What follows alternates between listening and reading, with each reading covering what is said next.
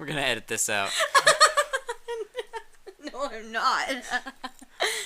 Good evening, everybody, and welcome to tonight's Forcecast. I'm your anchor, Austin. And I'm Morgan. And we're starting things off on a good note, right? Don't you dare! Paul's doing something right now, and I'm preventing him from doing so.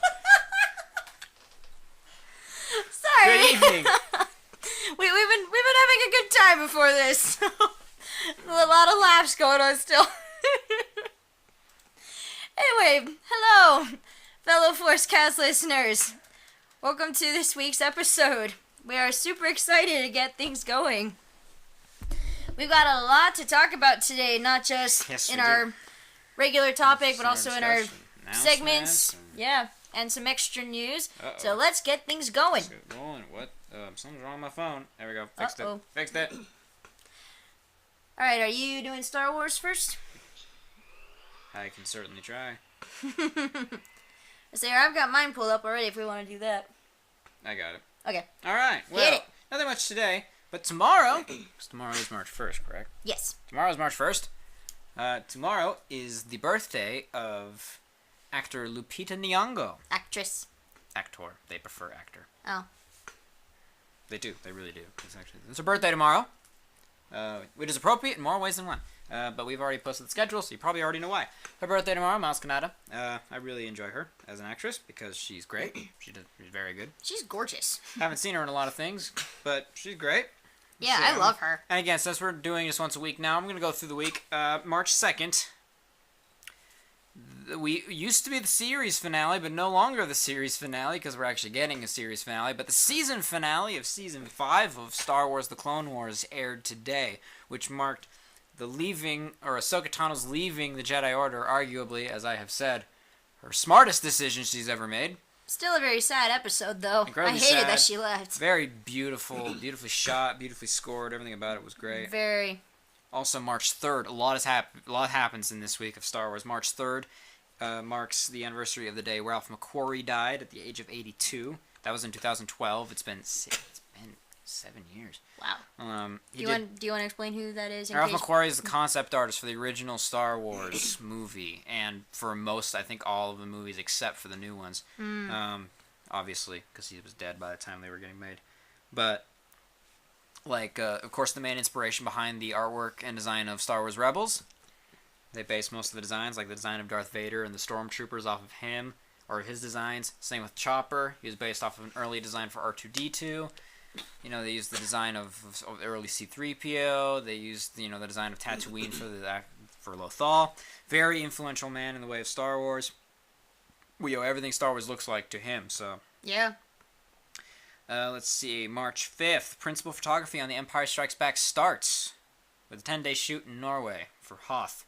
Wow. So, March 5th, marked the day Empire Strikes Back started being filmed. Wow. And March 6th, before we get into next week's, I'll stop here because it's on Wednesday, it's the airing of a wonderful little episode of the first season of the Clone Wars, Innocence of Ryloth. I love that episode. With Numa and Waxer, and one of the most heartfelt things they did with the clones on that show to date. That's one of my favorite episodes, I think. Numa, of course, came back in Rebels. Yep. Wearing one of Boyle's pauldrons. Aww. I don't know how she had one of Boyle's pauldrons, but she was wearing it. Who knows? Yeah, it was Numa, and it was very, very, very pleasant to see her again. Because, she's... Fans recognize her, fans love recognizing people. Oh, yeah. And that's all we got for Star Wars this week. Excellent. Lots of stuff, though. That's a lot of big stuff. Oh, yeah. I'm going to just summarize a lot of what's happened the last few days for Lord of the Rings, because it's where the story splits in about 3-4 some ways. When the Fellowship breaks. You don't split the party. Every D&D player knows that. Although it worked out for them. Yeah, it worked out a lot for them. So basically, it's after Rivendell, the company arrives at Amon Hen, or the Fellowship arrives at Amon Hen. They're attacked by the Uruk-hai. Merry and Pippin are captured. Boromir is killed. Very sad. The Horn of Gondor is heard in the country of Gondor. A little too late, sadly. That's a loud horn. Yeah, no kidding. Like, I wonder what was the horn meant to be in the book, because that's a really loud horn. In the movie, it's not that loud. Nope. I remember reading that in the books, though. They heard it. Oh, yeah, they heard it. Then Aragorn, Legolas, and Gimli go after the Uruk-hai to rescue Merry and Pippin. Yeah, the three hunters. Frodo and Sam go off their own way towards Emyn Muil on their way to Mordor. Now, today specifically... You're funny. Alright, so today specifically, there's a few things. Éomer hears about the... It says the orcs, but technically Uruk-hai coming in Rohan. The hunters are still following them. The Rohirrim attack the Uruk-hai. Merry and Pippin escape. The hunters continue going after them. They continue their pursuit. And Gollum is captured by Frodo and Sam. Important moment. Oh yeah, very. Also on this day is when Faramir has his dream about seeing Boromir's funeral boat, which basically is what told him that his brother was dead before he found the cloven horn on the riverbank a few days later.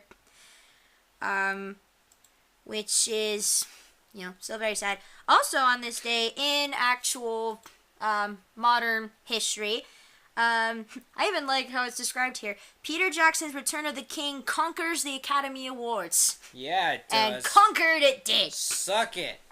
And speaking of Academy Awards... Perfect segue. Which, honestly, I did not plan for that. But, speaking of the Academy Awards, that was on Sunday, and we're going to talk about that here. Briefly. We didn't watch it. No, we didn't watch it, but I kept track of the results since we had talked about the nominees a few episodes past. I figured, well, I better keep track of who wins. Let's cover who won what. So, I'll skip these, save those for last. Let's see, we had Best Supporting Actress went to Regina King for If Beale Street Could Talk. Vice, the movie Vice, won the Academy Award for makeup and hairstyling. That doesn't surprise me. Yeah. I mean, they made Christian Bale look like Dick Cheney. That's an impressive feat. Yes, that is very impressive. Bohemian Rhapsody, that one actually won four Oscars for film editing, sound mixing, and I still don't know how to pronounce his name. Rami. I'm going to say Rami Malek for leading actor, which I still haven't seen the movie, but I almost, just from what I've seen from previews and things, yeah, I think he deserved it. How much, Freddie Mercury's sister saw him on set, and the band themselves saw them, and they're like, it's Freddie Mercury. Dang. He doesn't sing, but and I find it so interesting because he's an Egyptian actor. So what? He's still an actor. Well, yeah, I know, but I just find that very interesting. Mahershala Ali won Best Supporting Actor for, that was Green Book, I think. Yeah, Green Book. I didn't write down the movie for some reason. Best Animated Feature went to Spider-Man Into the Spider-Verse. Breaking Disney's 10-year-long streak of winning Best Animated Picture, by the way. Oh, really? Yes. I didn't know that. Not surprising that one won. Honestly, none of the other nominees brought anything really big to the table in way of animation breakthroughs. Mm-hmm. Spider-Man Into the Spider-Verse did a lot of stuff going for it. Yeah. It was no surprise on that one. Let's see. Black Klansman, the movie Black Klansman won Best Adapted Screenplay. I heard about that. The song Shallow from A Star Is Born won Best Original Song. Also, fun fact, Lady Gaga is the only person to have won an Oscar and a Golden Globe and a Grammy in the same year. Really? Mm-hmm. I did not know that. Only person ever in history. So good on her. Good for her. Which her and Bradley Cooper performed that song at the Oscars. But it was really creepy. Well, considering his wife is sitting in the audience. I didn't actually see the performance. I just heard about it, and a lot of people were gushing over it. Olivia Colman won Best Leading Actress in The Favorite, which, I mean, I didn't see that, but from what I saw of her in Night Manager, she didn't do a whole lot in Night Manager. I still thought she was pretty good in that one. Okay. Roma, the movie Roma, won for cinematography and Best Foreign Language Film. Yep. That was the leading contender for Best Picture, although as we're about to see, it didn't win. The movie Green Book won for Best Original Screenplay, and honestly, to my surprise, Best Picture. Well, honestly, so I want to say this about Roma. Whenever I've heard people talk about Roma, they just say how beautiful it looks. Which doesn't surprise me why it won cinematography. But no one really says that the story is amazing. They say it's a beautiful looking movie. Mm-hmm. But that doesn't guarantee it best screenplay. Or best picture, excuse me. Yeah. What you got there? I forgot to actually write this down, but that's because I had the screenshot. We don't want to talk about this one. Yes, this one irks me so much. Best visual effects. First Man. Yeah. Here's a reminder of the nominees. We had Avengers Infinity War, Christopher Robin, First Man, Ready Player One, and Solo. And First Man won, which is a astronaut movie about the life of Neil Armstrong. So, firstly, I just want to say I've not seen the movie, and I'm kind of ticked right now, so I probably won't. But I kind of wonder if it brought anything to the table that we hadn't seen in Gravity, which I've not seen, and Interstellar. Or, what's that one that we just watched with Matt Damon? Oh, Martian? Yeah, The Martian. I really wonder how much it brought, because there can't be that much it brought to the screen. Yeah. Whereas Infinity War... Yeah, Infinity War! I'm going to go on a rant for a minute. When you have CG characters in movies, a lot of times directors will keep you as far away as possible from them.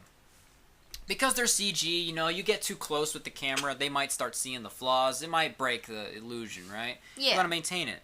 You never see a close-up of Jar Jar Binks, really. And rightfully so. I don't want to get close to that face. There's a couple close-ish, but you never really get that close to him. But then there's Gollum, and Smaug, and Snoke, and Caesar, and Thanos. You get right here.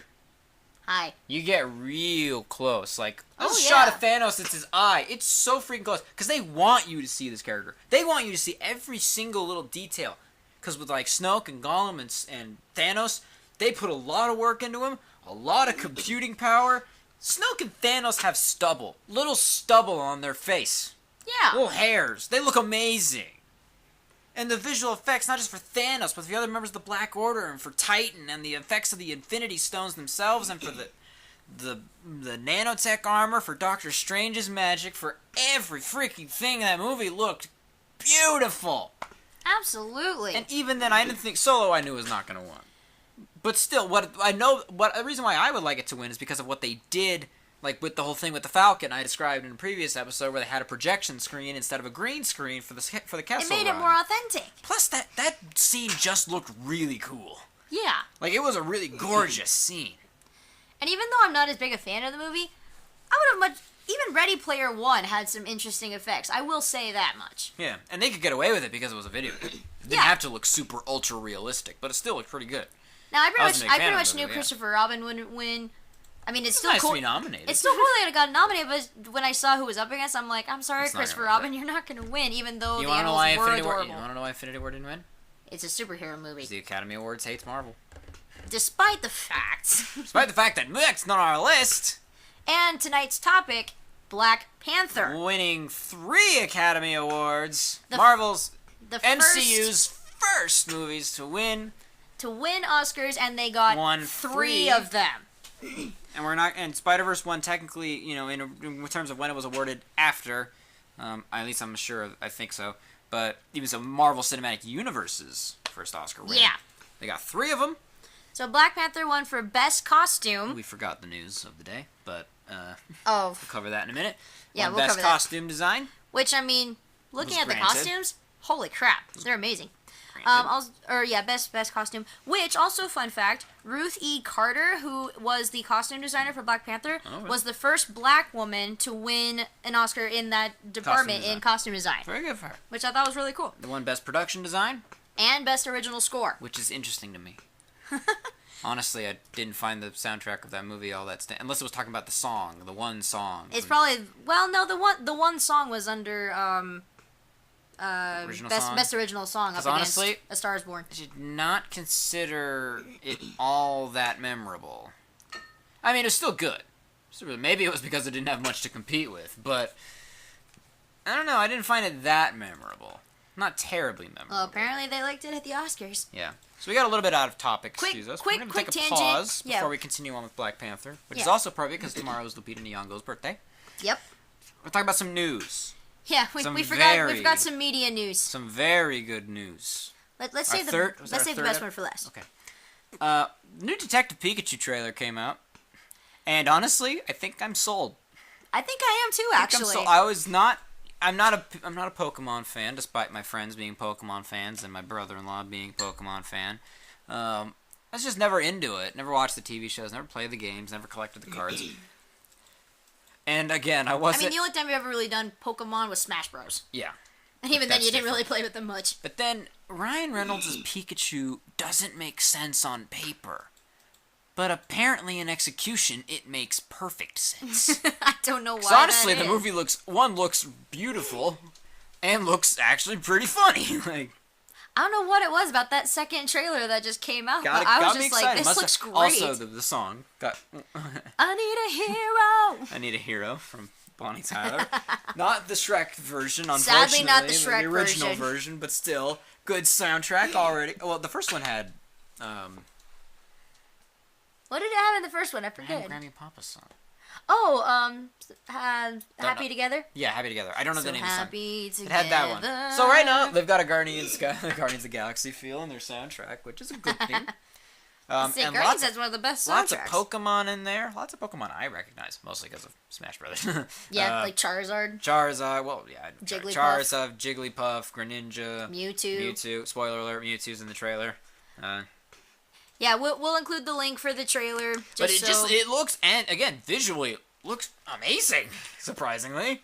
Which makes me hopeful maybe we'll get a Mario movie? A good Mario movie? A good Mario movie? An actually good Mario. Let's not talk about that other one. If you don't know, there was a movie made about Super Mario Brothers like a long, long time ago. That's about all you need to know.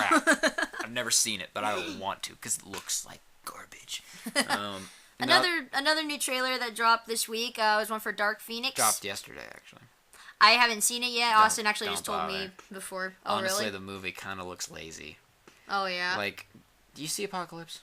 Oh, yeah, I saw Apocalypse. Remember at the end, they all had these, like, super awesome personalized suits? Yeah.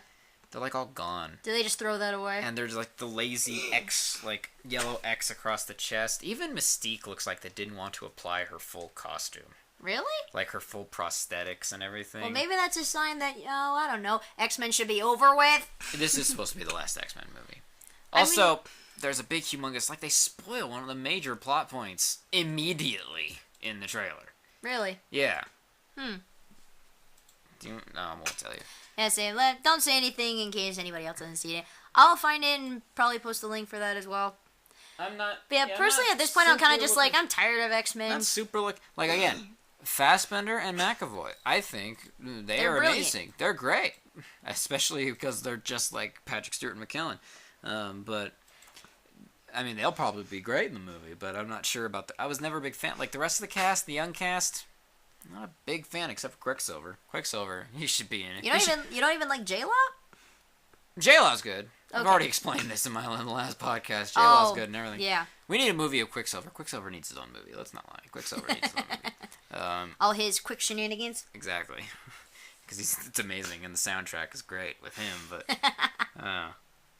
yeah, not really super. I'll wait to see what the reviews say, because I'm not holding out too much hope. Frankly, X-Men's just getting old to me at this point. Literally old, because it's been around for a while. Well, in terms of movies. Then again, Star Wars. Well, I thought after Days of Future Past, that'd be it, but then they kept going with the younger versions, and it's like, okay. Well, yeah, because they could do more, because now that you've changed the past and everything, it would change how things play out. Yeah, but now, it's just boring now, despite the fact, like we said, I love Fassbender and McAvoy, but it's just like, it's getting old now. Also, McAvoy's, like, 3 lines in the trailer sound just like Patrick Stewart. Like, he's not, make it so, but the way he says it sounds just like Patrick Stewart. So. Ah, my gosh. Alright, and then really quick, our last piece of media news, we saved the best for last. Wasn't it our 3rd episode? It was very early on. Yeah, it was our 3rd episode. Brooklyn Nine-Nine, Season 7. The 9-9 is back! 9-9! Brooklyn Nine-Nine has officially been confirmed for Season 7. Which is NBC. So great, because I thought they were only going to do this one season and that's it. It's because the ratings are up, man. Heck everyone's yeah. like, oh, we have to watch the show. We have to watch it. Because, like, so far, the season's been good. It just, like, last week's episode felt really like the first classic... We haven't seen it yet. Yeah, but it really felt like the first classic style... just the first classic style Brooklyn Nine-Nine episode. Because the rest of them, they haven't been at the precinct that much, and they've been mostly just on a couple of the people. Uh-huh. But this last episode involved really everybody. And they were at the precinct a lot. And it was one of those that it felt more like the classic Brooklyn Nine-Nine episode. And was hilarious. It was great. Oh, yeah. And this week's actually tonight's Stephanie Beatrice's episode. I did see that on Facebook. Okay, which so you I watched think the is video, really cool. obviously, of when Morgan shared a video of, like, all the cast and the crew is in this table at apparently at NBC headquarters, and they're like, we're going to bring you back next season. Everyone freaks out. You see Stephanie Beatrice's reaction? Mm-hmm. It's not Rosa Diaz at all. No, it's not. And Terry Crews stands up, and he's throwing papers because he's so excited. Mm-hmm. So that show deserves it. Let's keep going, man. Brooklyn Nine-Nine Season 7. I am stuff. so glad. So happy about that. Glad to see the 9-9 keep going. Anyway, now that we're back on track, we're going to go back to Black Panther because it's the end of February, Black History Month. The month Black Panther aired in theaters a year ago, if you can believe that. Holy moly, it's been a year. A really beautiful, great movie. Got great performances. Honestly, one of the favorite parts about it, it's got 3 awesome women characters in it. Yeah, that makes me excited. And an entire fighting force of women. Like, that's part of why I knew I'd love that soldiers. movie off the bat. I'm like, there's a women fighting force. The most elite soldiers, and they're all women, and they're all awesome. Which, actually, I will say that inspired me for one of my novels to actually have a women fighting force of my own, and it's so cool. Well, and I don't know what it is, they're so cool. I can't even like really describe it. The Dora Milaje. And Okoye is just awesome. The thing about that movie is that everyone was great in it. Oh yeah, everyone was. I had no complaints about that movie, honestly. I mean, I almost have a slight problem with everyone saying that Killmonger is the best Marvel villain. I mean, I'll admit he was a well done villain, but I'm kind of like, was he really the best? I mean, granted, Thanos overtook that the minute Infinity War came out. Some people beg to differ, but some people still think Loki is a villain, or the best villain, even though technically he's just more of an anti-hero / hero at this point. I'm not going to talk about Loki, but... What? Sorry, people keep making excuses for Loki, even though he made several decisions that were his own and that were bad. Stop making excuses for Loki, people. I mean, he did change, but... Well, people say, oh, he's not a villain because he was mind-controlled in the Avengers. Yes, but he tried to destroy Jotunheim, he got Thor banished, and he took Odin's throne, which eventually led to Hela coming back. And he took the freaking Tesseract. Stop making excuses for Loki. And I'm done, because we're talking about Black Panther. Okay, we'll go with that.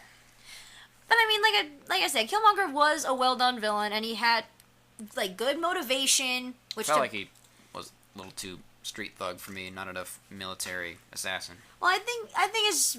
Well, and almost to me, it was weird because you have all these, like, sophisticated African people, and all of a sudden you get this black street thug coming in. Don't do the accent. I know, I'm not gonna do it. And maybe that was the idea, but... Yeah, I don't know. He didn't feel much of an assassin to me than just... And maybe that's probably the idea, but given given his background, it didn't really make sense. But then again, the military doesn't beat everything you are out of you. That's true. Especially when you grew up but that way. he was a good villain, I believe. He was well done. just like his Vegeta vest. Okay, Which, I didn't realize that till after. Speaking of the devil, there he is right there. He's on Morgan's screensaver right now. Yeah, Killmonger's armor was supposedly inspired by Vegeta's armor from Dragon Ball Z. It is. Was it actually confirmed? He has his own anime show now, you know. Yeah, I know that, but that doesn't exactly mean that's what it is. He's an anime fan. He confirmed it. I know that. It's Vegeta's vest. Yeah, Vegeta's armor, and as Austin said, he's actually up on my computer screen right now. Vegeta is, not Killmonger. Yeah, not Killmonger, Vegeta. But yeah, he confirmed it himself. It's Vegeta's vest.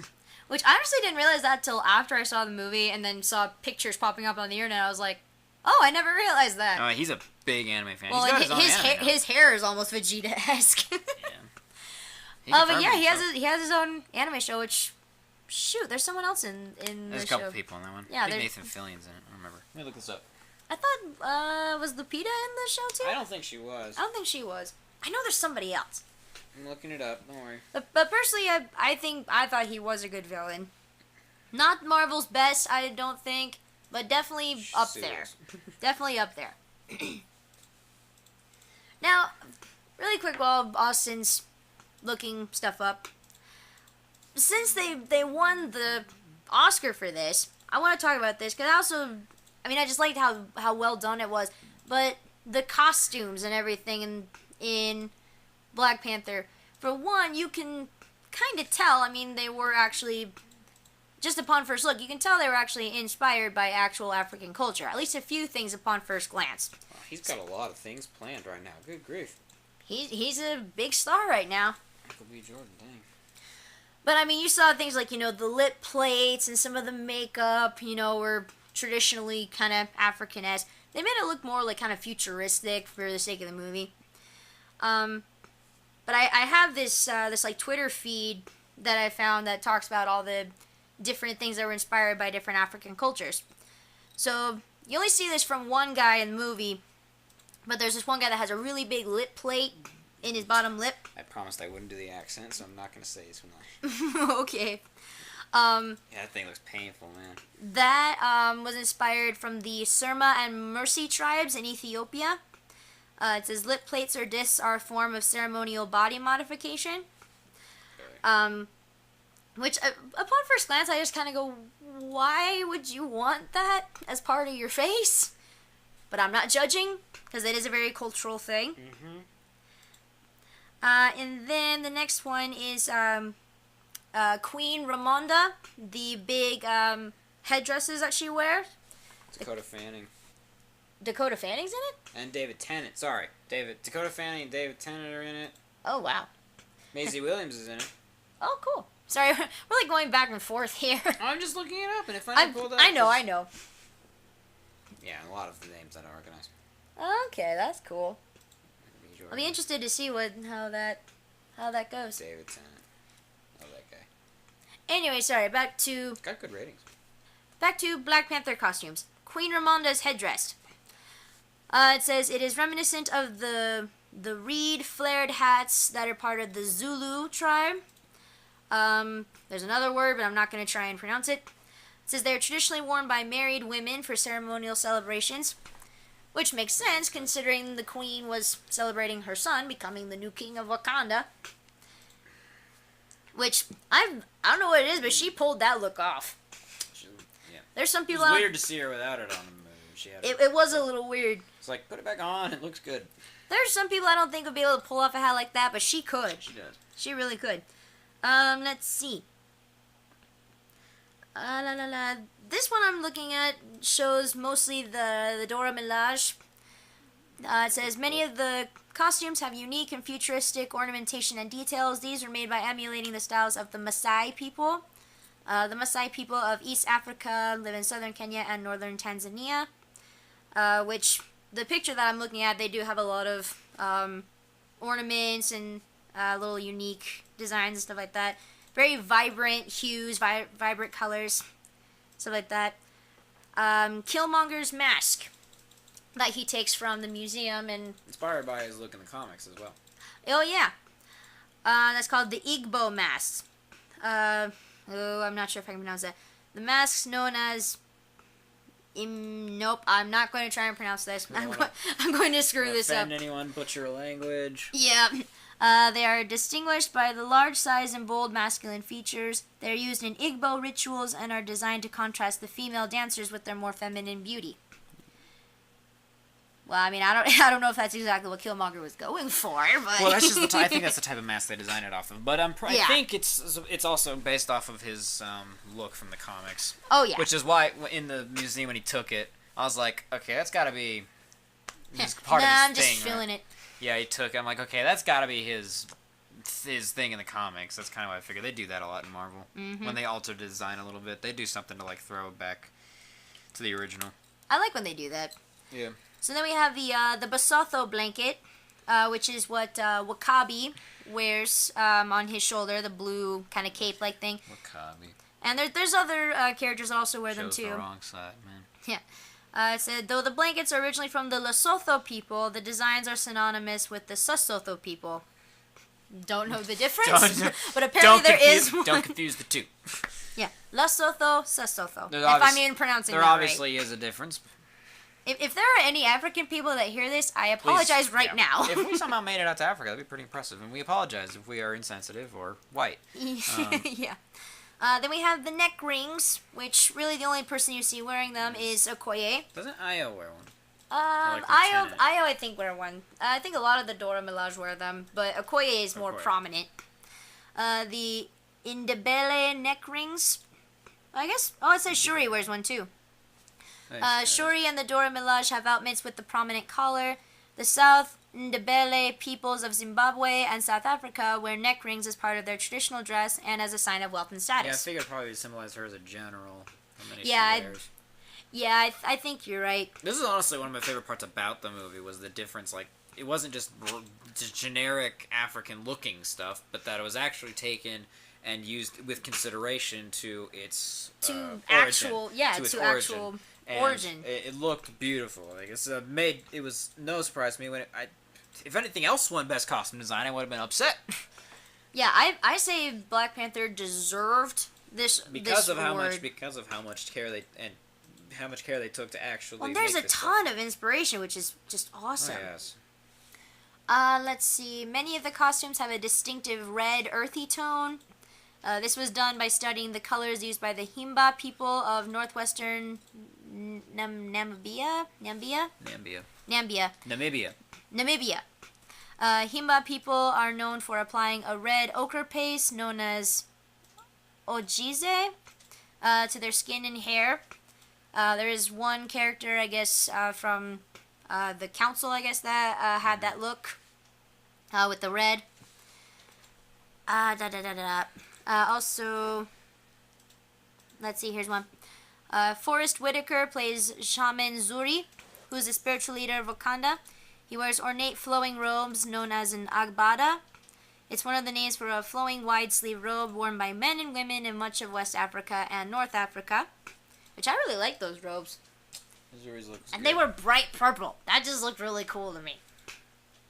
Although he didn't say, "Save Wakanda! Save the dream!" Why is that not a meme? Yeah, why, internet, is that not a meme? The only meme they've got from Saw Gerrera was lies! Deceptions! But not his best line in the movie. Not even close. I like seeing Saw Gerrera in the movie, sorry. Yeah. We're talking about Star Wars right now, we're talking about Black Panther. Another thing with other face masks. How much more is this? I don't think we need to go into all of it. No, I'll kind of weed some more out. We're close to the end. Yeah, there's not a whole lot left. Some face masks that were in the movie that weren't Killmonger's. A lot of inspiration taken from the Dogon people. They live in the Central Plateau region of Mali in West Africa. I already did the part with the flowing robes. Scarves. I guess there's some things with... T'Challa, I guess, wore a couple scarves. It was a kente scarf from Akan, and it's a type of silk and cotton fabric made of interwoven cloth strips, and is native to the Akan people of Ghana. Which, fun fact, our great aunt and great uncle served a mission in Ghana. So have a lot of people. I know, but that's just more personal to us. The bumpy, ritualistic tribal markings that Killmonger had all over him resemble scar tattoos of the Mercy and Surma tribes in Ethiopia. Which, I don't know about you, but I look at those and that just kind of creeps me out a little bit. I think that's the idea. I mean, not just, I don't know, just the way they look is just weird. But I mean, that's probably only just a few examples of all the inspiration that they took for the costumes in this movie, which, to me, is just fantastic. Oh, yeah. And I don't know what it is, but I've always been fascinated by different things about, like, African culture and, like, you know, the way they dress and stuff like that. I think that's part of why I like this movie so much. Oh, yeah. Because it's really cool to get almost a very... Okay, almost authentic I African. lied. The soundtrack was probably now that you think about it. I'm just looking back. It's been a while since I watched the movie. Actually, it's been a little while since I watched the movie. We're doing our Marvel-a-thon back at home. We're on Guardians 2 right now, so we're getting close. Okay. Because we're running up to Endgame. I think the last time you would have watched it was when I got my wisdom teeth out. That was back in August. Did we watch it when you were in this movie? Yeah, because I asked to watch that movie while I was sitting at home in pain. That probably was it then. Yeah. So been a it while, has but been a still. while, actually. Really good movie. Very memorable movie. Now, I know we've mentioned this in probably one of our other episodes in past, but this movie, while it is awesome, is pretty much The Lion King. Yeah, it's The Lion King. This is the live-action Lion King Probably that why everybody it didn't win wants. Best Picture. Like, oh, it just rips off the Too Lion much King. Too much like The Lion King. More original. But I mean, is that so wrong? No. But the fact that Disney's gonna make money off the same movie 2 years in a row. Yeah, you're right. Which... Hey, I'm still gonna go see it. I'm not gonna lie. Oh, I'm gonna heck yeah, I'm gonna Lion go see King. it too. When King T'Chaka is Rafiki Rafiki. in the new movie, Mm-hmm, which is very cool. Which, can I just say, I feel like they cast him and T'Challa very well, because I don't know about you, but I think they do actually look kind of alike. Oh, yeah. Fun fact also, in the flashback, or at the starting scene, the flashback scene, I guess, when T'Chaka confronts N'Jobu. N'Jobu. It's actually, I don't remember the name of the actor. I'm gonna look him up really quick. The guy who plays T'Chaka, that's his son. They didn't just Marvelify his face, because Marvel's de-aging technology is amazing. Oh yeah, top notch.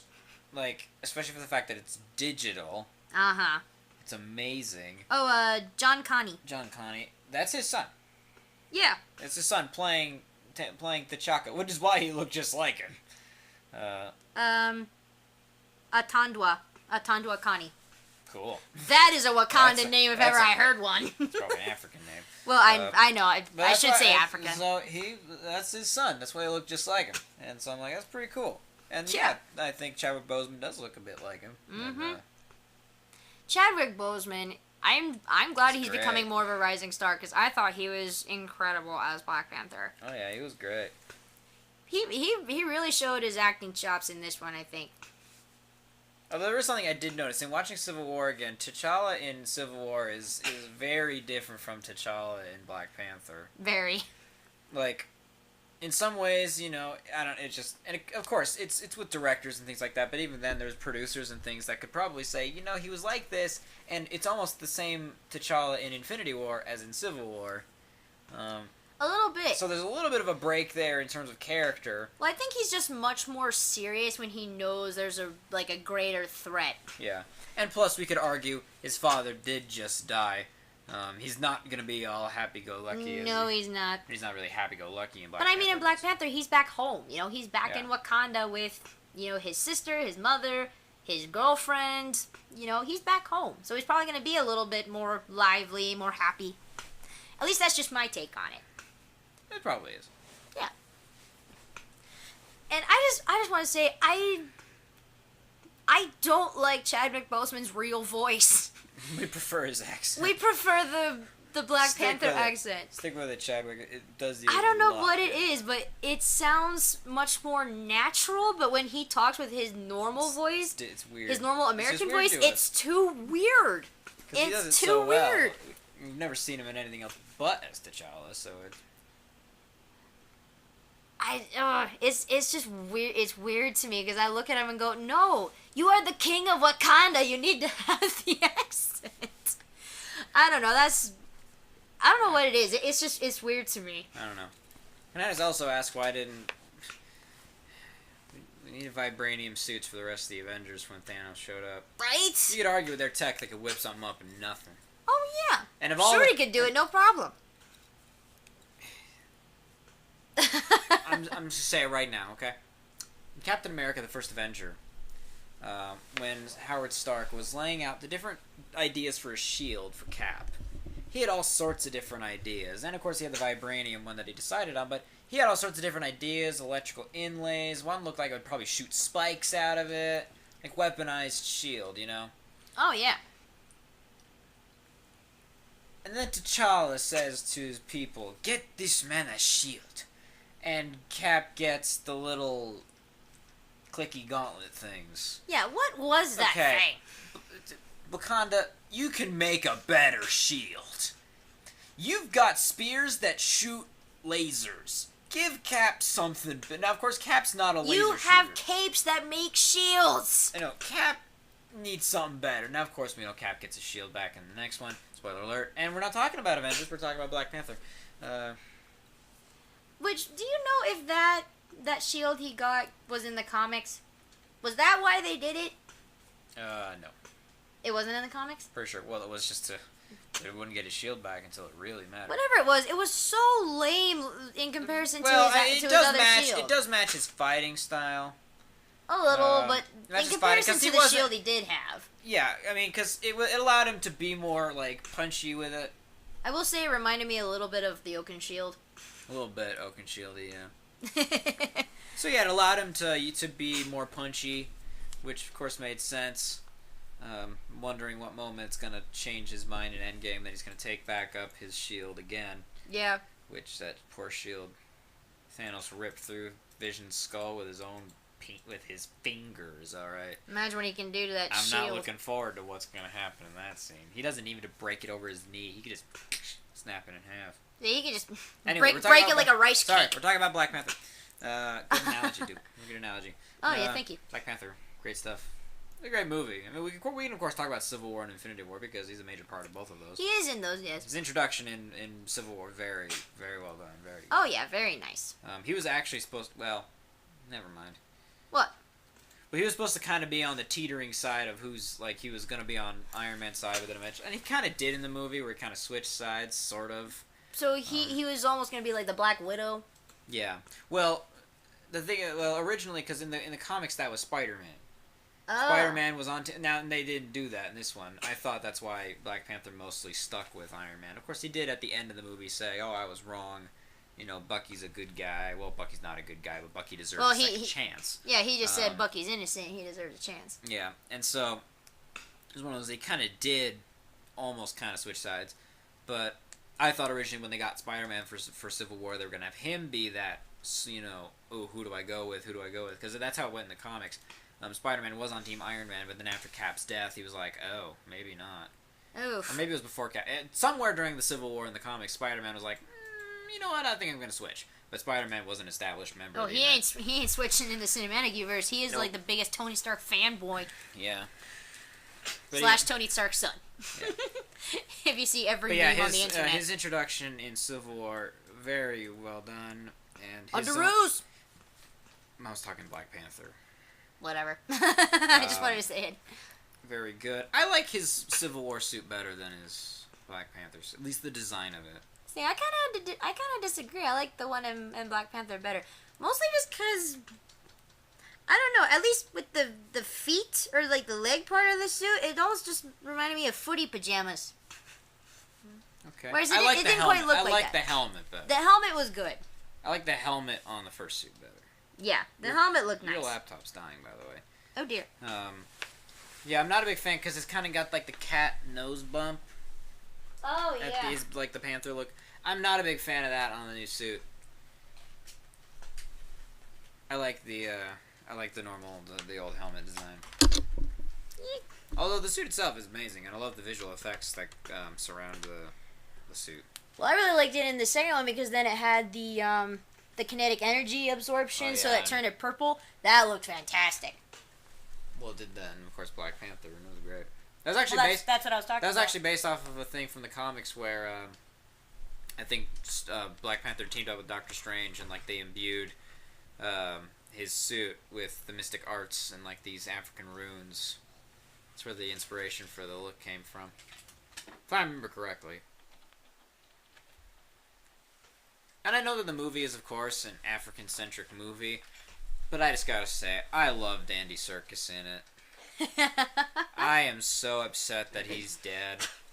I know, I kind of wish he would have lasted just a little longer. I wanted more of Ulysses Claw, because he was very different than a lot of what we've seen in MCU before. Because usually the villains who are kind of the funnier ones aren't usually the threats. Like Justin Hammer in Iron Man 2. While he was hilarious, by the way. I think an underappreciated MCU character is Justin Hammer. Because he played that role perfectly. He was amazing at it. But Ulysses Claw was funny, but he was dangerous. I could give you my SoundCloud. I'll give you SoundCloud. I'll give you not. I'll give you SoundCloud. Martin Freeman, of course, always pulling his weight. Our two Tolkien white guys. Tolkien white guys. Haha. Why they didn't say... Okay, I'm just going to say...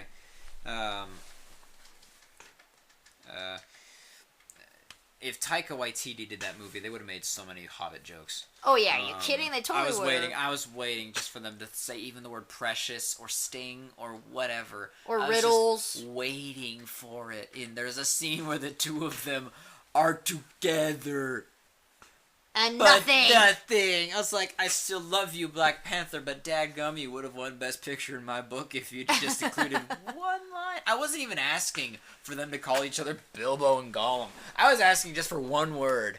Riddle, sting, precious. Like, and there was an opportunity. You know, he's talking about, you know, vibranium and how amazing And he could have gone, okay, enough of these riddles. Well, no, Yeah. he's just going to say the most precious metal. He Yeah. could have just said the word precious and it would have fit the script, but no.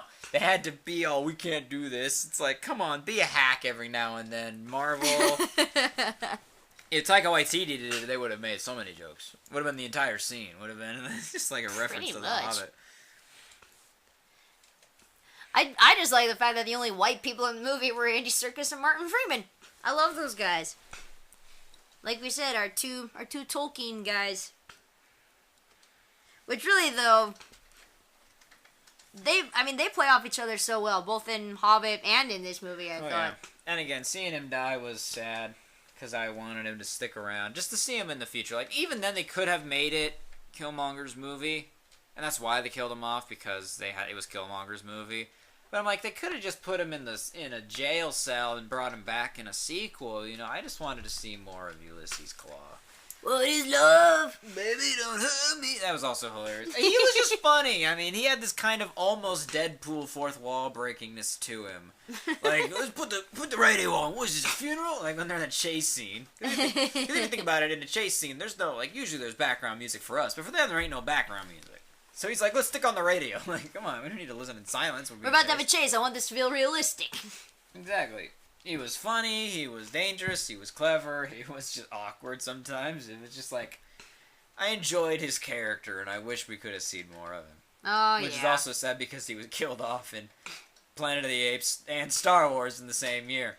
Or in the same couple months of each other, anyway. Yeah, so Andy Serkis was killed in 3 movies. 3 this major year. film franchises in the span of a couple months. He's out. Is he going to make his way up the actors killed in a lot of their films list? Yep, Sean Bean's up there too. Misty, he'll never get as high as Sean Bean. However, we have found out that he is not. He's not. He is not the actor that's been killed the most in other films. That's actually oh shoot, what's his name? John Hurt? That was his name? Oh, probably. Because he's old. Ollivander, is that your thing? Yeah. Yeah, it's John Hurt. Oh yeah, He's he extremely was killed in like so many movies, like almost double the amount that Sean Bean has been in old. and Yeah, killed he's, in. He's old. Not even just movies, but well, he's actually dead now. Oh, sad day. I'm sorry. Yeah, no, he died I Disrespectful. think like a year or two ago. Oh, that's sad. He was the War Doctor. And a lot of other things, of course. And he's a great actor in his own right. Yeah. But yeah, I guess that's movies and TV, because technically Sean Bean's also counted for Game of Thrones, which is a TV show. But yeah, John Hurt is like double the amount of that. Yeah. Anyway, back to Black Back Panther. to Black Panther. But yeah, I mean, it was a beautiful movie, beautifully shot. The costumes, the set design was great. You know, loved the different array of sets we had from California, a couple scenes there, and then of course Wakanda itself. Even within, Interior and exterior. Yeah, interior and exterior, and how different those were sometimes. Oh yeah. The design for Wakanda itself, for the city, was amazing. Oh yeah. Of course, the Korea scene was cool as well. Just a lot of stuff going on for it, man. It was. Can I just say, I love that they actually had them speak an actual African language. Like, it wasn't just something that sounds African, you know, like something made up. It was actually Tosa. I think it's Kosa. It's Oh, hard. I just butchered it. Oh, sorry, I'm gonna get that was horrible. That's why I've been able to do it before. I've done it before. That's why I don't try and do the click. I butcher it so bad. But yeah, it was the actual African dialect, and it's. Which they it all was did made it up. very well, Oh actually. yeah, and they're very good. Which I wonder how, if it's hard or easy to, like, learn how to, like, say those lines in that language. Well, I imagine it is a little bit. You have to click in the back of your mouth while you're speaking syllables. That's hard. Yeah, and they all were great in it. I mean, that's the thing is like, I don't know. It's almost like Ant-Man in the way that there was one actor who could have stolen the entire show because everyone else was so dang good in it. Uh-huh. It was like Ant-Man was Luis. Michael Pena was amazing as Luis. But everyone else, Paul Rudd, Evangeline Lilly, Michael Douglas, they all played their roles so amazingly that he didn't entirely steal a show. I mean... He just stole whatever scene he was in. He stole the scenes he was in, of course, but the rest of them were so good that you weren't, you know... the whole movie you weren't saying, where's Luis? We want more Luis, you know? Same with this one. I mean, Michael B. Jordan, he did a great job as Killmonger. But even then, yeah, I saw that one. Sorry, things are going on inside here. But, Chadwick Boseman did a great job. Oh, yeah.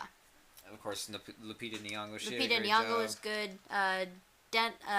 Danai, I don't know how you say her name. Guerrera. Something like that. Sounds like Saw Gerrera. Danai Guerrera, Okoye. I love her to death. Oh yeah, I think an underrated character, Winston Duke's M'Baku. M'Baku. I very much enjoy the character of M'Baku. I don't know why. Because he's cool. Well, because he's that big, burly African dude that will rip you in half. He's also surprisingly funny. I will feed you to my children. But he's also a noble character. I mean, he had the chance. He could have killed T'Challa when he found him. The fisherman could have brought him to him and he'd be like, oh, kill him, throw him off a cliff. But no, especially since, he beat him in the challenge. But it was because he beat them in the challenge and let him live, he was like a life for a life. He's a noble, honorable man. He watched over T'Challa's mom and then, of course, came to the rescue at the end of the movie. Yeah. Are you done? Are you done? We are vegetarians. Love M'Baku. I like M'Baku. Well, and I love every time he comes in. Yeah, the chanting that him and the Jabari do. Tribal chanting.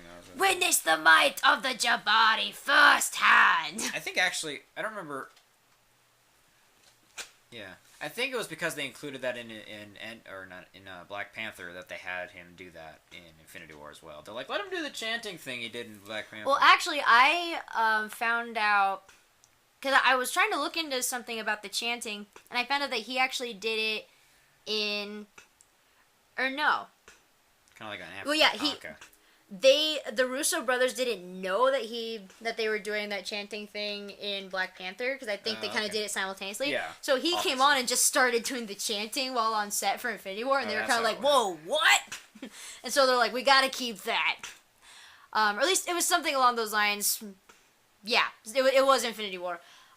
Which I can just imagine, like, they're on set and all of a sudden you just hear this chanting coming on set, led by Winston Duke. Like an African haka. The African haka. Intimidating stuff, like... Well, I mean, you already got this big, tough guy who looks intimidating, and then he comes in doing that chanting. I mean, again, it's almost like the haka, where you see these big guys doing that, and you're almost like, you take a couple steps back, you're like, whoa. Also, something I noticed, in Infinity War, when they start doing the chanting, when T'Challa leads the chant, it's like stand fast in African and things like that. Something I noticed is that in the scene with the first challenge between M'Baku and T'Challa, when they're going around to each of the tribes, like the warrior head of the tribe will like give the chant, and then the spiritual leader will say, "We're not challenging today." It is Nakia who gives Ibambe for the river tribe, I believe. Oh yeah, I just now realized that. Or the merchant, I forget what it was. Yeah, but I don't remember which tribe. She's the one. She gives him Bombay, which is nice. Cool. Yeah, again, I just love the authentic African language. Oh yeah, makes it so much better. But yeah, and actually, another fun fact here: Winston Duke and Lupita Nyong'o actually both attended Yale together. They both saw the Avengers together. Yeah, they went and saw Avengers together. Like they both were like, "We gotta go see this Marvel film." And then... Here they are. Yeah, and then when they found out there was Black Panther, they're like, we both got auditioned. 6 years later, and they're in the movie. Yeah, and then they're in a movie together. And it's a Marvel movie. They're actually in a horror film later this year. Yes, they are. Looks incredibly disturbing for all the wrong reasons. And also... playing husband and wife, funnily enough. Oh, that's funny. Nakia betrayed T'Challa. The funny thing is, she looks really young. Yeah. She does look I never saw 12 Years a Slave, but I know she was brilliant in it. Mm-hmm. She looks very young. Oh, yeah. How old is she, actually? Look her up right now. I think she's in her 30s, actually. But, like, even in Black Panther, she looks young. Not, like, extremely young, but she just looks younger. And also, and going on Lupita Nyong'o, as with her as Maz Kanata, how well she pulls off sounding like she's an old woman. Like, yeah, no kidding. it took me about halfway through the movie to figure out, oh, that's Maz Kanata, because I knew she was in the movie. I just didn't know. Holy crap! She's 36. She's 36. Damn. She's nearly on the edge of 40. That girl, she's gorgeous. She looks fantastic. She has the most, like, next to John Boyega, she flawless has the most skin. flawless skin ever. Which also will say she is a woman who really can pull off, like, a bald look. Like, she was bald for a while. Mm-hmm. And she looks great. Dana Guerrera does the same thing. That's true. She can pull off the bald look, too. I don't know what it is, but black women can really pull off a bald look. Chadwick Boseman's 40-something. He's He's older than he's definitely older than he looks. Which, again, is weird because he looks younger to me. Let's see. Chadwick Boseman. Let's see. Oh, wow. He actually is a bit older. I need to do the math. He's 42. He's 42 years old, man. What the... What's with these actors and looking like they're so much young? Like, Black don't crack. and Andy Samberg, isn't he, like, in his 40s? Yeah, he's not black, don't crack. He just takes very good care of himself. He takes care of himself. He probably goes to the same. He probably attends. But seriously, I thought Chadwick Boseman was like at least in his early 30s. Oh, 42. I'm so wrong. 42. Means he's older, but he's older than Lupita Nyong'o by 6 years. Holy moly! I'm saying it's a lot of years, but nah. And still, they both look very much younger than they actually are. They both look very good. Letitia Wright, I think, actually is young. She is young. Yeah. She is young. She is young. Which another kind of fun fact. Where is it? She's right there. Oh yeah, my Shuri popped off. Dana Guerrera is actually a playwright, and I don't remember the name of the play off the top of my head. Yeah, she wrote a play years ago, and I think the first run of the show, Lupita Nyong'o actually played the lead actress, or played the lead role, and then they're actually performing the play again. It's either later this year or just sometime upcoming, and the lead actress role has been given to Letitia Wright. Nepotism, no. If she just wrote it, I don't know if she's directing it. I don't know if she's directing it, I just know she wrote it. And I was kind of like, well, hey, all 3 Black Panther women all involved in this play here. Yep, and they were amazing. Like, Which I'm going to look that up because I really want to know now. As the characters is that, I mean, this is just me, and this is probably just because I'm a guy, is I believe the correct way to make a strong female character is to write her pretty much like you would a strong male character. Mm-hmm. Just to make them strong characters. And of course, you can make because they didn't really make a big deal out of the fact that the Dora Milaje was a force of warrior women, because that's of course just the way the society was, and no one batted an eye. Oh yeah, they just act like, oh yeah, our women here are warriors. And they didn't make it. They didn't make this humongous deal about it, and that's just me because I'm a guy, maybe. But it's like I feel like that's the way to write. You shouldn't do anything different, in my opinion. No. I mean, there's instances when you can. Like, I'm pretty sure Captain Marvel's got a pretty decent feminist message, and taking place in the 1990s probably makes sense a little bit. It made sense in Black Panther not to make a big deal out of it, because they're kind of this advanced, more enlightened civilization. Well, and like, it was no big deal, at least to them, that they had a young girl as the head of their whole technology department. M'Baku didn't like that. That's why I said it was no big deal to them. Yeah. To the Jabari, it was a big deal. Yeah. And I think it's been said, she is the smartest character in the MCU. Oh yeah, she definitely is. Considering she pretty much outsmarted Dr. Banner in less than 5 seconds. Yeah, she did. But it was also, she outsmarted him and Tony Stark simultaneously. Yeah, Tony just wasn't there to witness it. Yeah. Multiple years after they had done the thing to Vision, but... yeah. It's just one of those things that I just liked how they were just awesome. And just the way, of course, they were portrayed was great. And it wasn't made this humongous deal about it. And it was just like, let's just have a bunch of awesome women. Well, and I feel like... They were amazing. And I feel like a lot of times when people think, strong female characters, they think like the warrior type, the fighters. But they've been portrayed as like they have no emotions, like they're just dead serious. Which, I mean, to me, I'm like, if you're a woman, you're going to have emotions. That's what being a woman is. You're going to be emotional. You got to be in touch with it. But I liked that with the women in these movies is, yes, they were intelligent and cunning and, brave fighters. But there were moments where they basically, like, became... They had emotions. Yeah, they had emotions. They became, like, regular women again because, like, they cried when they thought T'Challa was dead. Mm-hmm. Or I'm sure he looked kind of like almost a little afraid when M'Baku was almost essentially threatening her before the challenge, even though she, pretty much stood her ground. But I mean, I feel like they all stood up to Killmonger. Oh yeah, they all stood up to Killmonger. Man. But I just feel like They almost had him too. No, they almost had him. I just feel like the idea of strong. I'm putting strong in quotes just for the sake of this argument. But I feel like they misconstrue the meaning of strong female warrior as like hardened women, like fighters, like that's it. You have no emotions, you're dead serious, you're all about fighting, whatever. But the minute a woman shows emotion, they're weak. And I don't like that at all. These are more of the very extreme feminist people, and yeah.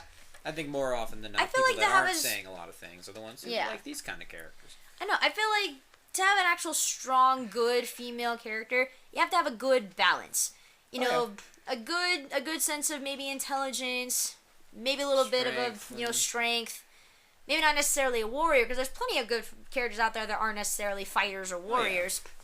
But I mean, you gotta have a good balance of some good traits while also keeping them in touch with them actually being a woman and being in touch with their emotions. And I like movies, and this isn't just with female characters, but I like movies that, I like them when it's, neither the men or the women are inept without the other character. Oh, yeah.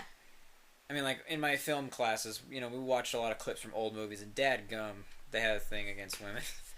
Women were always these hysteria-driven people in the old movies, it's just how the movie system was. It was kind of sexist, but... Oh, yeah. I don't know, I like movies, and like stories, not just movies, but stories, where it's like, the men and the women are both equally strong or powerful in their own right, which is why, again, Baron and Luthien is one of the greatest stories ever told. Heck yeah. Because neither of them is inept without the other one. Mm-hmm. And that's what I like about Black Panther, is that they each had their own strengths and their own ways of doing things, and T'Challa wasn't anything less without his female counterparts, and his female counterparts weren't anything less without him. Oh, yeah. They all have their strengths and their own way of doing things, and of course their own weaknesses. Every character should have a weakness, of course. Without them, they're kind of one-dimensional, but... Yeah. Or two-dimensional, excuse me. That was one of my favorite parts about it, is that they were all strong characters. They could hold their own. They could. Well, one part that I almost really liked was, Wakabi switches sides partway through. Chose the wrong side, man. Yeah. And then during almost like essentially the second Civil War of Marvel, during that whole fight with the Wakandans, is Okoye puts herself, for one, in front of a charging rhino. Yeah, in front of a charging rhino, saving M'Baku for one thing. This strong woman saving the biggest warrior there was from a freaking rhino. She didn't even budge. Because the rhino liked her. Yeah. And then like the rhino's mommy. And then she stood up to Wakabi, pointing his spear at him, and he was her husband. And she... Well, did they ever say husband and wife? They just said they were in love. I don't think they ever said that they were husband and wife. It was more implied, I think, in one of the deleted scenes. Was it? That I think that they were married. They didn't really say in the movie, but in one of the deleted scenes, like, they talk about having children. Like, that doesn't necessarily mean that they're married. At least in this day and age. You would think maybe, though, in that kind of culture, they probably would want to be married before having kids. I don't know. Yeah, it's... But, like, for the sake of this argument, we'll say they're husband and wife. Yeah. In the deleted scene between them, like, she mentioned, because this is just after he basically revealed that he's on Killmonger's side. And she was like, you want me to leave the Dora Milaje for this? This is the kind of world you want us to raise our children in? So, I got the feeling they were married. I don't really know. But either way, they're a couple. And she stood up to him. And she put her spear, like, right in his face. And she said, I will kill you without question for the sake of my country. Like, what the crap? That is awesome, in my opinion. Not that I'm saying women need to... Yeah, I'm not saying women need to kill their husbands for the sake of their country, but to me, that was just badass. Really. That's lawful good for you. Yeah, that's lawful good. See, I like when we can apply those little things to movie characters. But yeah, that oh man. I don't know what that was to me is... I think for one, that just really showed how dedicated Okoye is. It was a cool moment for the character. Yeah, she's definitely very loyal to her country, to her king, definitely above I also one love thing. the fighting style of the Dora Milaje. Oh my gosh, yeah. They had a cool way of fighting. And of course, I don't know. There was a moment in the theater I was in, no one really, there's maybe a couple cheers.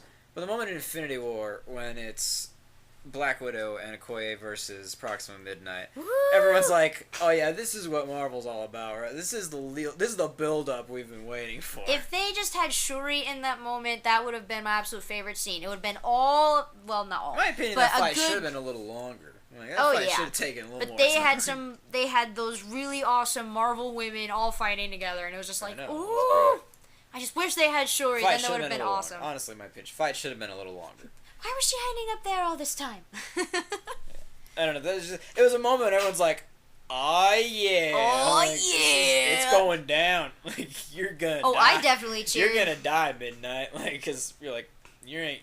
These two, they're gonna kick your butt, man. See, we saw one of the earliest showings. So that's when like all the die-hard fans were going. Oh yeah. I definitely cheered because everybody else was. Infinity War is filled with a lot of kind of fan service like that.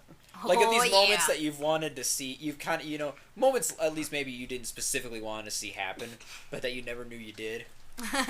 Like, there's literally a 2-minute stretch in the movie where Bucky picks up Rocket, spins him around. I literally was actually just about to mention that same like, shot. You never know you needed that scene and then of course immediately after, notice you've copied my beard in the whole, I am Steve Rogers. It's a moment you never knew you needed. Until you got it. But then it was amazing. It was like Groot just I am Steve Rogers.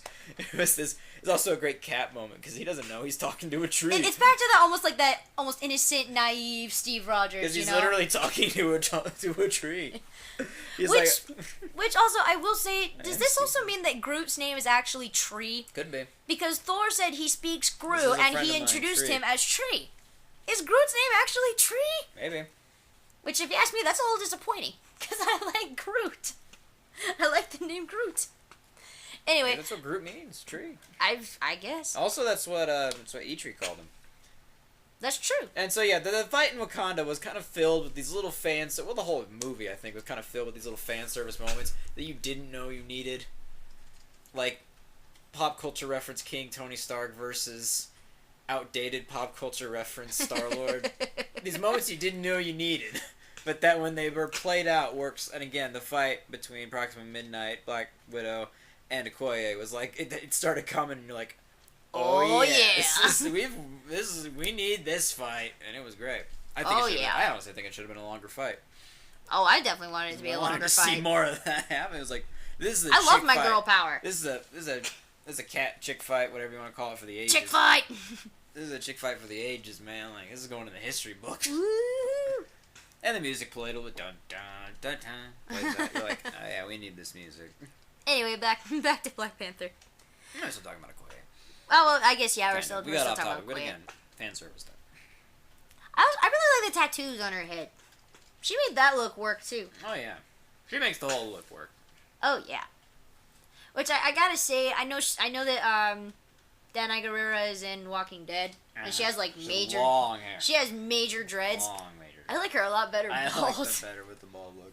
Although she had hair at the Oscars, it looked. I don't know if it was braids or dreads, but it actually looked good. Did you see? I didn't see a picture of her. Oh man, I'm gonna pull up a picture of her from the Oscars. Because she looked fantastic. Like she was one of the few I actually thought looked amazing. Can I also say about Michael B. Jordan? We've kind of established this. People say nerds aren't fit. Oh no, that's Golden Globes. People say nerds, they're not fit people.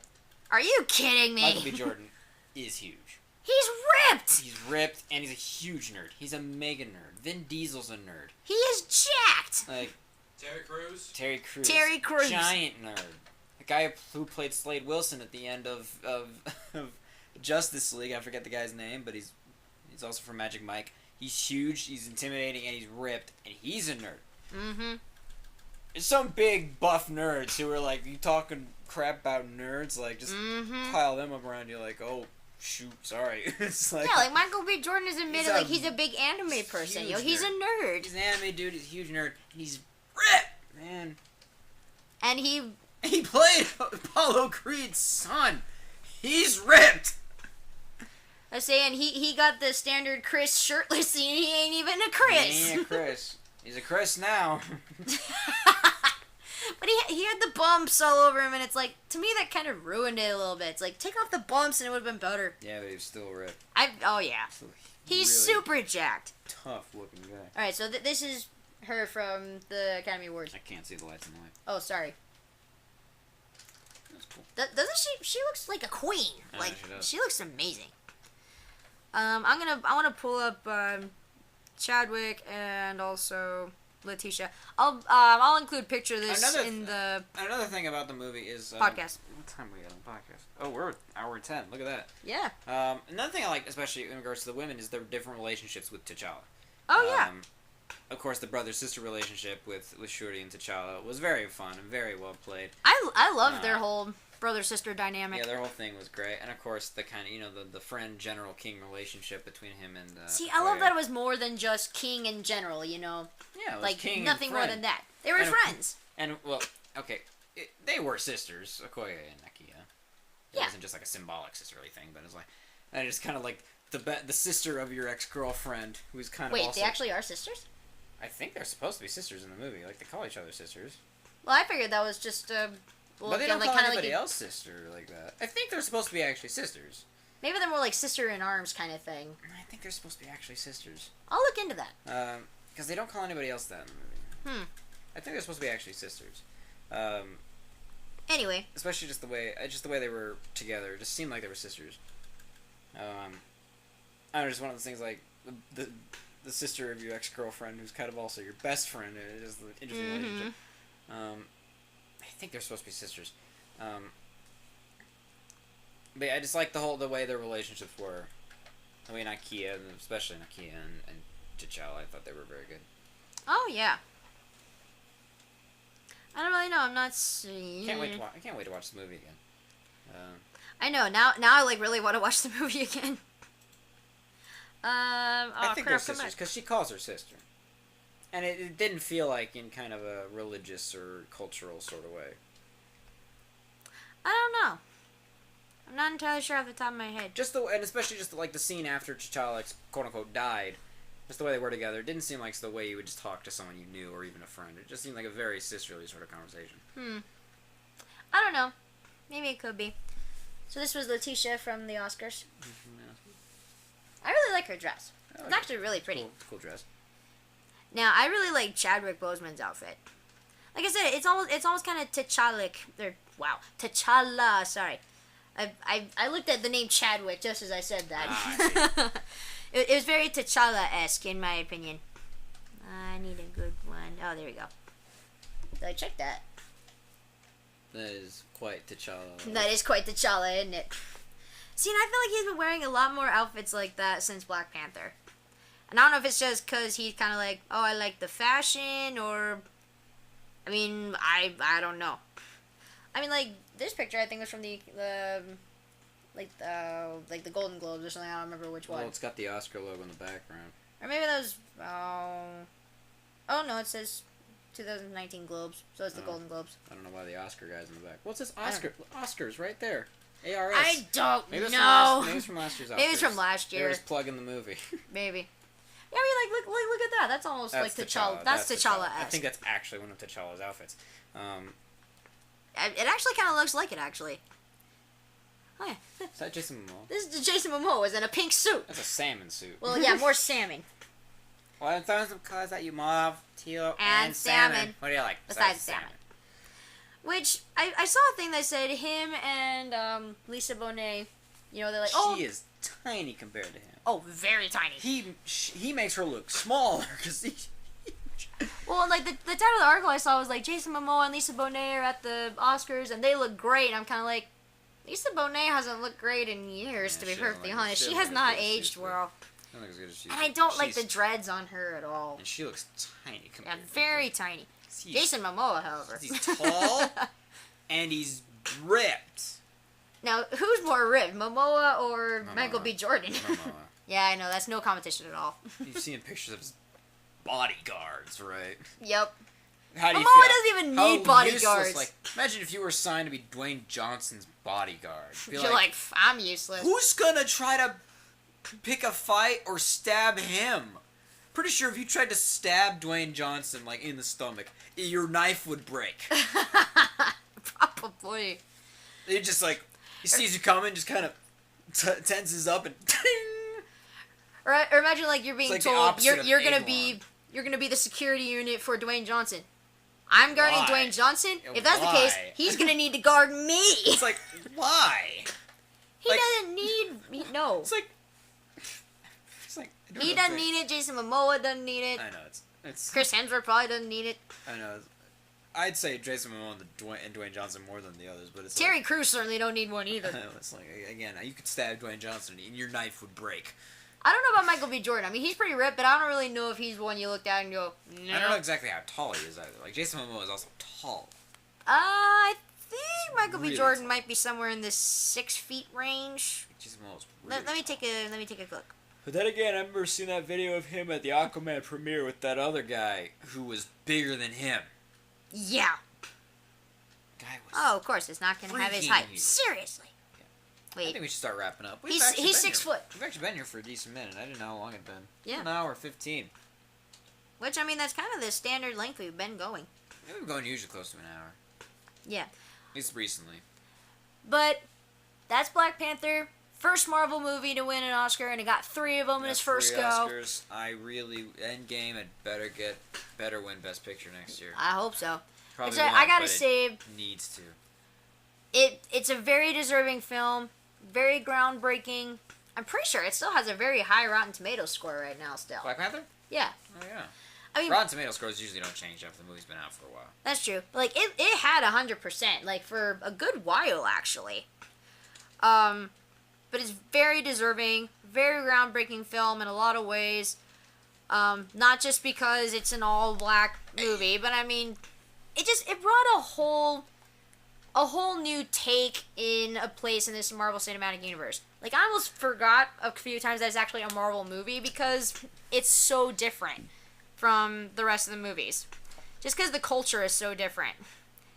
And I mean, it was kind of a breath of fresh air, if you ask me. Just kind of have that, oh yeah, that bit of culture in there. Oh yeah, it was definitely a real nice change of pace in that way. It's at a 97. 97 on Rotten Tomatoes. Score. Yeah. 79 audience score. That's still not bad. But very deserving, very beautiful film. If for whatever deranged reason you still haven't seen it, please see it. Well, if you haven't seen the rest of the Marvel Cinematic Universe, see that first. Well, yes. Because I have a friend who saw, the only MCU movie she saw was Black Panther and Infinity War simultaneously. I said, that's literally a waste of your time, because you know nothing about anybody, you have no connection to this universe, you don't care why anybody dies. Spoiler alert. You don't even go here. Exactly. People die! Shut up, Paul. You got headphones on. Well, you got one ear He has out, one off. I think we're going to close this down now. Yeah. Yeah, thank you so much for tuning in. One quick thing, I just want to give a quick shout out to LaMissa1, our friend Melissa, who did our Star Wars episode with us. She commented on last week's episode. Yeah, 2 weeks ago. Not last week. Our Valentine's Day episode, she commented on our episode about our favorite ships, our favorite couples. OTPs. Yeah, she commented like 5 different comments, which thank you, Melissa, for those comments. I responded to at least a couple of them. Loved a lot of them. Still not entirely fond of the one you said where you didn't like The Hobbit, but that's just me. You have your own opinions, I have mine. I still love you. But yeah, thank you for tuning in to our episode on Black Panther. Next week, we're going to be taking on Captain Marvel in preparation for, obviously, Captain Marvel. Not quite sure as of right now what we're going to talk about, but I guess you'll find out in next week's episode. Probably also just be kind of another general one about It'll probably be MCU. more general about Marvel, while still kind of trying to focus on Captain Marvel. And then hopefully, sometime next week, we'll also get a lineup for the rest of March, for our March episodes, and we'll get that posted on our Facebook page. If you like this episode, please like our video and subscribe to our channel. And also like us on Facebook. Email us at forcecast327@gmail.com. Anything else you want to say, No, Austin? Thanks for tuning in. Make sure to subscribe, like the video, share it. We want to try to keep conversation going. Want to get some more fans. This has been the Forcecast, and Wakanda forever.